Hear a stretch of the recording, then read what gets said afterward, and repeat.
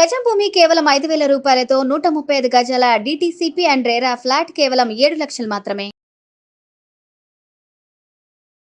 నమస్తే, welcome to Suman TV. నేను విష్ణు. ప్రస్తుతంతో పాటు క్వాలిఫైడ్ పర్సనల్ ఫినాన్స్ ప్రొఫెషనల్ చారి గారు వారితో మాట్లాడదాం. సార్ నమస్తే. సార్ చారి గారు నమస్తే అండి. సార్ చారి గారు, రీసెంట్గా నేను చాలామంది ఫ్రెండ్స్ని గమనించాను. పెద్ద పెద్ద జాబ్ పొజిషన్స్లో ఉంటారు. నెలకేమో 1,00,000, 2 లక్షలు శాలరీ వస్తుంటుంది.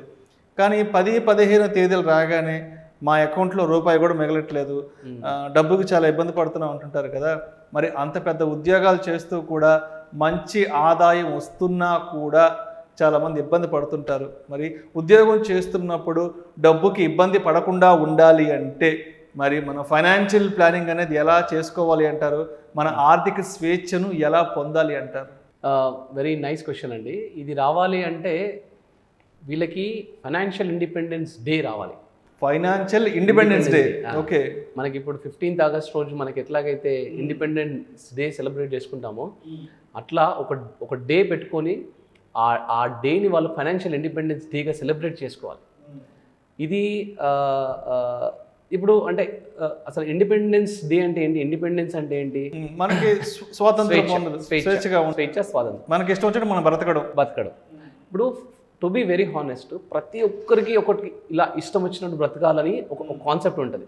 ఓకే, ఫర్ ఎగ్జాంపుల్ ఒకరికి టీచింగ్ ప్రొఫెషన్ అనేది చాలా ఇష్టం, కానీ టీచింగ్ ప్రొఫెషన్లో ఉన్న వాళ్ళు టీచింగ్ ప్రొఫెషన్లో లేకుండా వాళ్ళు ఏదో సాఫ్ట్వేర్ ఇంజనీర్ అయ్యారు. వాళ్ళు ఎందుకు అవుతున్నారు? ఎందుకు అంటే ఆ ప్రొఫెషన్లో వాళ్ళకి ప్యాషన్ ఉంది కానీ ఇన్కమ్ లేదు వాళ్ళు అనుకున్న సబ్జెక్ట్లో. సో వాళ్ళు ఇక్కడ ఇన్కమ్ ఉంది, సో ఇక్కడికి వచ్చి వర్క్ చేయాల్సి వస్తుంది. అలాగా చాలామందికి చాలా ఇష్టాలు ఉంటాయండి. ఫర్ ఎగ్జాంపుల్ ఇప్పుడు మీరు ఉన్నారు, వర్క్ చేస్తున్నారు, కానీ మీకంటూ ఒక ప్యాషన్ ఉంటుంది, అంటే ఉంటుంది కదండి. ఏముంటుంది మీకు? ఏముందండి జనరల్గా ఏదైనా? అంటే నాకైతే ఒక చిన్న ల్యాండ్ తీసుకొని ఆర్గానిక్ ఫార్మింగ్ చేసుకుంటూ, రైట్, ఒక 4-5 దేశీ ఆవులను పెట్టుకొని ఒక చిన్న గోశాల ఏర్పాటు చేసుకొని, సో అక్కడ టైం స్పెండ్ చేయాలనేది నాకు ఎప్పటి నుంచో ఉన్న డ్రీమ్ అది. రైట్. సో ఇట్లా ప్రతి ఒక్కరికి ఒక డ్రీమ్ ఉంటుంది. ఒకరికి ఫార్మింగ్ చేయాలని ఉంటుంది, ఒకరికి టీచింగ్ చేయాలని ఉంటుంది. ఫర్ ఎగ్జాంపుల్ రీసెంట్గా ఒక ఆయన యోగా టీచింగ్ నేను ఫ్రీగా చేయాలనుకుంటున్నాను. బట్ ఆయనకి ఈ ఫైనాన్షియల్ ఇండిపెండెన్స్ లేకుండా ఆయన ఏంటంటే డబ్బులు తీసుకొని యోగా చెప్పాల్సి వస్తుందన్నమాట. సో అట్లా ఈ ఫైనాన్షియల్ ఇండిపెండెన్స్ డే అని ఒకటి పెట్టుకున్నాం అనుకోండి, ఆ రోజు వచ్చిన తర్వాత ఇంకా అసలు మనం వెనక్కి తిరిగి చూసుకోవాల్సిన అవసరం లేదు. ప్రతి ఒకరికి వరల్డ్ ట్రావెల్ చేయాలని ఉంటుంది, ఒకరికి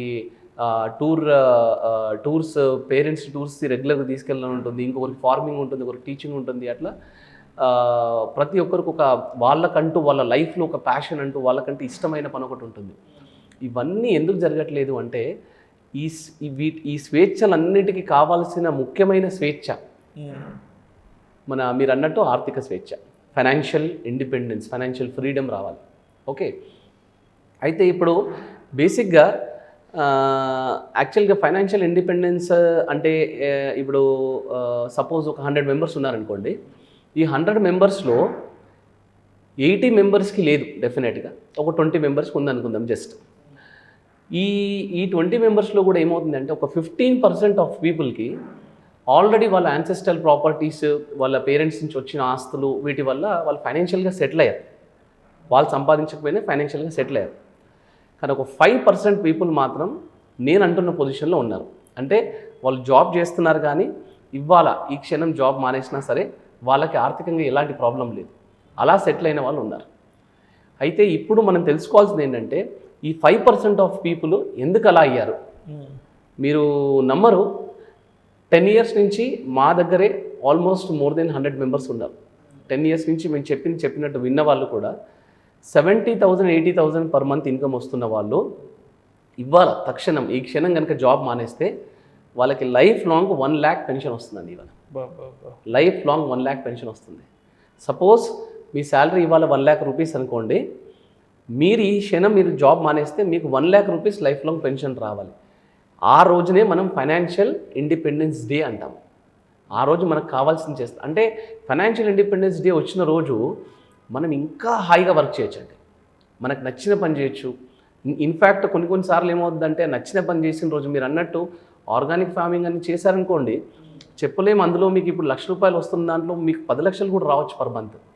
కానీ ప్యాషన్ ఉన్నది చెయ్యాలి అని అనుకున్న రోజు మార్నింగ్ లేచి నాకు ఇది ఒక ప్యాషన్ ఉంది, నేను వెళ్తాను, ఇది చేద్దాం అనుకున్న రోజు ఏమవుతుందంటే మార్నింగ్ లేవగానే ఫస్ట్ హోమ్ లోన్ కట్టాలి, రెంట్ కట్టాలి, పిల్లల స్కూల్ ఫీజులు కట్టాలి, గ్రాసరీస్ ఏమవుతాయి, ఇదేంటి అదేంటి, ఇన్సూరెన్స్ ప్రీమియంలు కట్టాలి, కార్ ఈఎంఐ కట్టాలి, ఇవన్నీ గుర్తొచ్చేసి మనకు ఆ ఫైనాన్షియల్ ఇండిపెండెన్స్, ఫైనాన్షియల్ ఫ్రీడమ్ లేక మనము ఎన్ని రోజులు వర్క్ చేసినా అలాగే ఉంటుందండి. అయితే ఈ 5% ఆఫ్ పీపుల్ ఏం ఫాలో అయ్యారంటే అన్నిటికంటే ముందు ప్లానింగ్ అండి. Planning is very very important. చాలామంది చేసే మిస్టేక్ ఏంటంటే షార్ట్ టర్మ్ ప్లానింగ్. జస్ట్ ఈ నెక్స్ట్ 3 ఇయర్స్లో ఏమొస్తుంది, ఓకే మా పిల్లలు ఇంటర్మీడియట్కి వస్తున్నారు, లేదా నెక్స్ట్ 3 ఇయర్స్లో ఫర్ ఎగ్జాంపుల్ ఇప్పుడే జాబ్ స్టార్ట్ చేసిన వాళ్ళని అడగండి మీరు, 95% ఆఫ్ పీపుల్ వాళ్ళ దగ్గర నెక్స్ట్ 3 ఇయర్స్ ప్లానింగ్ ఉంటుంది అంతే. జాబ్ స్టార్ట్ అవ్వగానే వాళ్ళు నెక్స్ట్ 3 ఇయర్స్లో నేను ఈ కార్ కొందాం అనుకుంటున్నాను, నేను మ్యారేజ్కి డబ్బులు సంపాదించి ఇంత డబ్బు సంపాదించి పెట్టాలనుకుంటున్నాను. వాట్స్ రాంగ్ ఇన్ దట్ అంటే నెక్స్ట్ 30 ఇయర్స్కి ఎందుకు ప్లాన్ చేయకూడదు? నెక్స్ట్ 30 ఇయర్స్ ఎందుకు ప్లాన్ చేయకూడదు? నేను 60 ఇయర్స్ వరకు నాకు ఈ గోల్స్ వస్తాయి, ఈ టైంలో మ్యారేజ్ చేసుకుంటాను, ఈ టైంలో కార్ కొంటాను, ఈ టైంలో ఇల్లు కొంటాను, ఈ టైంలో పిల్లలు, ఈ టైంలో నాకు రిటైర్మెంట్ అవుతాను, ఈ రిటైర్మెంట్ వరకు ఇంత కావాలని ప్లానింగ్ చేసుకోవడంలో తప్పేముంది?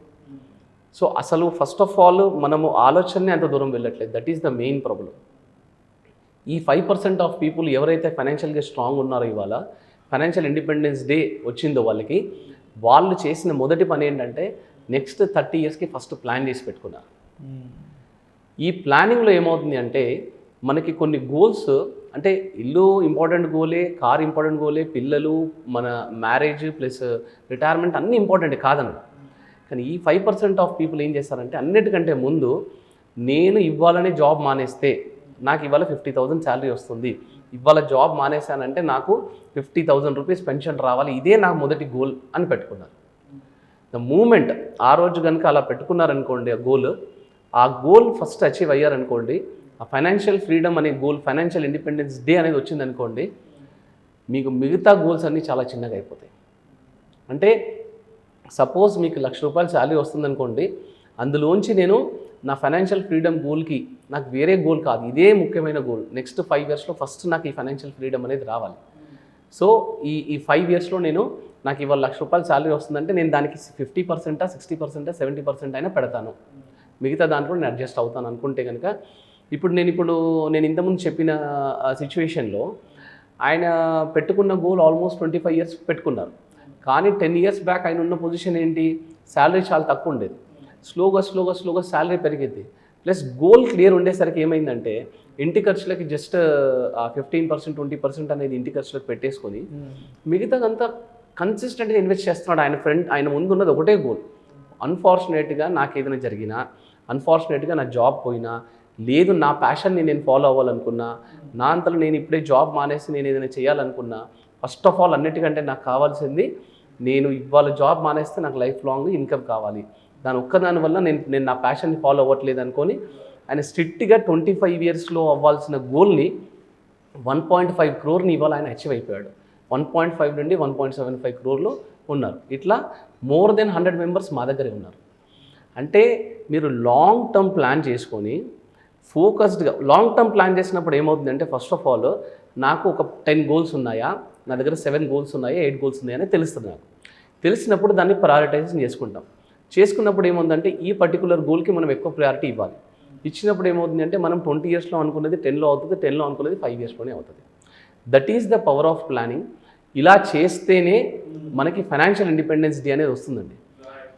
ఇది మీరైనా, నేనైనా, ఎవరైనా సరే ఈ ప్లానింగ్, లాంగ్ టర్మ్ ప్లానింగ్ చేస్తేనే ఆ ఫైనాన్షియల్ ఇండిపెండెన్స్ అని వస్తుంది. ఇది ఒక్కసారి వచ్చింది అనుకోండి, మీకు ఇంకా రిటైర్మెంట్కి, మనం లాస్ట్ టైం కూడా డిస్కస్ చేసాం, రిటైర్మెంట్కి పిల్లల మీద డిపెండ్ అవ్వాల్సి వస్తుంది. ఓకే, రిటైర్మెంట్ తర్వాత ఉన్నదంతా పిల్లలకి పెట్టేసి రిటైర్మెంట్ తర్వాత మనం పిల్లల మీద డిపెండ్ అవ్వాల్సి వస్తుంది అలా అనుకున్నాం. సో ఇది ఒక్కసారి ద మూమెంట్ ఈ ఫైనాన్షియల్ ఇండిపెండెన్స్ డే అనేది వచ్చింది అనుకోండి, మీకు లైఫ్ లాంగ్ ఇంకా మీరు వేరే ఏ గోల్కి మీరు సాక్రిఫైస్ చేయాల్సిన అవసరం ఉండదు.